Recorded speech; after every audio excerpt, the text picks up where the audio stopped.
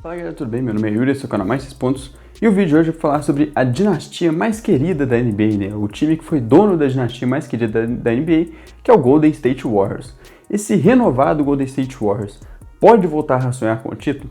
Essa é a grande questão que eu vou falar sobre nesse vídeo. Bom, o Golden State Warriors é um time que colapsou bastante, né? Era um super time que colapsou bastante depois das finais de 2019 da NBA, quando Kevin Durant se machucou e não jogou as finais contra o Raptors. O time que ali tinha uma grande chance de ser campeão novamente, né? De fechar um tricampeonato de NBA. Mas enfim, perdeu Kevin Durant por lesão, que pouco depois trocou o time pelo Brooklyn Nets. Perdeu o Iguodala, que era um grande ídolo do Warriors, embora já estava em grande queda na carreira também. Perdeu o Klay Thompson, que continuou no Warriors, mas ficou 2 anos fora. Enfim, o Warriors sofreu bastante depois das finais de 2019, mas como é uma franquia extremamente competente e organizada, não é à toa que eles fizeram a dinastia que fizeram, o Warriors soube se renovar nesses 2 anos tensos e agora pode voltar a sonhar alto.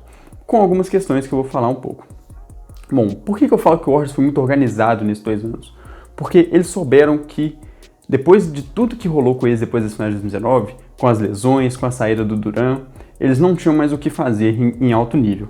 Aquele time precisava de um respiro, de uma reformulação, de uma rejuvenescida.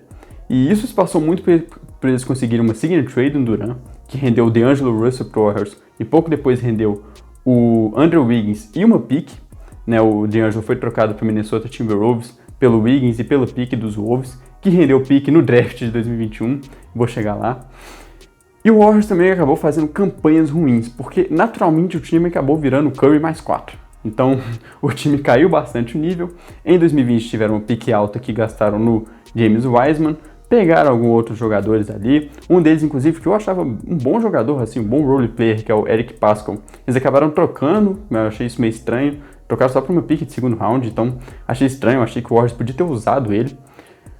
Mas enfim, e na temporada passada agora, novamente o Klay Thompson se lesionou novamente, ficou a temporada toda fora, então de novo o time ficou Curry mais 4.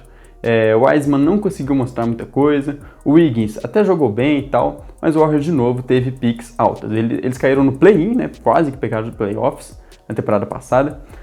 Mas não rolou e de novo eles tiveram a pique alta. Então eles tiveram a pique 14, que era deles, não é uma pique alta na verdade, mas enfim, é uma pique considerável. Tiveram a pique 14, que era deles, e a pique 7, que veio do Minnesota Timberwolves. E bom, o draft do Warriors de 2021 foi um bom draft. Na pique 7 eles pegaram Jonathan Kuminga, que é um cara de 18 anos apenas, que faz ali a power forward ou a small forward, né, ala ou ala pivô. E é um cara ainda muito cru e tal, mas tem até um nível considerável ofensivamente e defende muito bem. Então o Warriors pegou ele pensando muito mais em defesa. E o Warriors pegou ele também pensando muito em futuro, já que, como eu disse, ele é um cara muito jovem, era o mais jovem entre as picks altas ali. Então é um cara que tem o risco de chegar muito cru. Mas é uma aposta muito interessante pro Warriors. Era cotado até para que ele saísse antes da pick 7, né? Então acabou sobrando e o Warriors aproveitou. E a outra pick do Warriors lá na pick 14 foi o Moses Moody, que é um cara que também era esperado que saísse antes da pick 14, e o Warriors pegou, e esse é um cara que tem tudo para encaixar demais no estilo de jogo do Warriors, porque ele é um cara muito bom arremessador de 3 pontos, por exemplo, é um ala armador, né, um shooting guard, então é outro cara que, esse já não é tão cru quanto comigo, então é um cara que já se espera que possa entregar um pouco mais nessa temporada, e nesse estilo de jogo do Warriors, então, como eu disse, ele tem tudo para encaixar demais.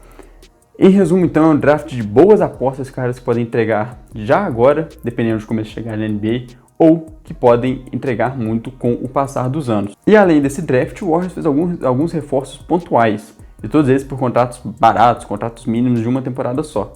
Primeiro, o Bjelica, jogador que estava no Miami Heat, e antes estava no Sacramento Kings e tal.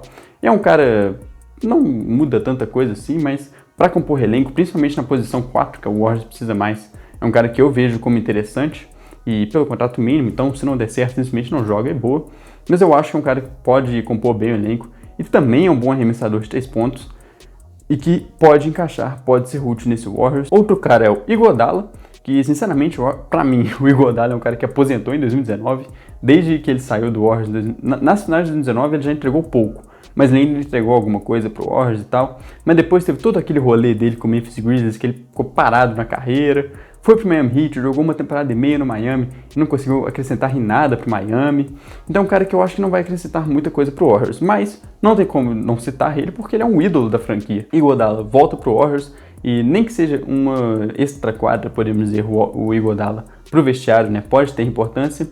E a contratação que eu achei mais interessante do Warriors, que é o Otto Porter, também pelo contrato mínimo. É um cara de 28 anos, um cara que... Eu acho o Otto Porter um cara muito bom, um cara muito interessante, um 3&D, e acabou sendo muito marcado na carreira pelo contrato que ele tinha, que realmente ele não valia aquele contrato, apesar de eu achar um bom jogador. Mas é um cara que já chegou a entregar, por exemplo, 17 pontos por temporada, seu aproveitamento de 3 pontos sempre beirando ali os 40%, já chegou a ter temporada de 45%. Então é um cara que, de novo, tem muito para encaixar nesse jogo do Warriors. E é um cara que chega com uma aposta baixíssima, porque pelo grande defeito que ele tem na carreira. Que eu acho que se não fosse isso, o Otto Porter estaria sendo muito mais útil, sendo um jogador muito mais consolidado na NBA, que são as lesões. Simplesmente não consegue ter ritmo, isso tudo acabou tirando ele de muitos jogos sequência nas 2 últimas temporadas, por exemplo, que fez com que seus números despencassem, né? Teve uma passagem pelo Orlando Magic no final da última temporada, por exemplo, que foi completamente triste de ver.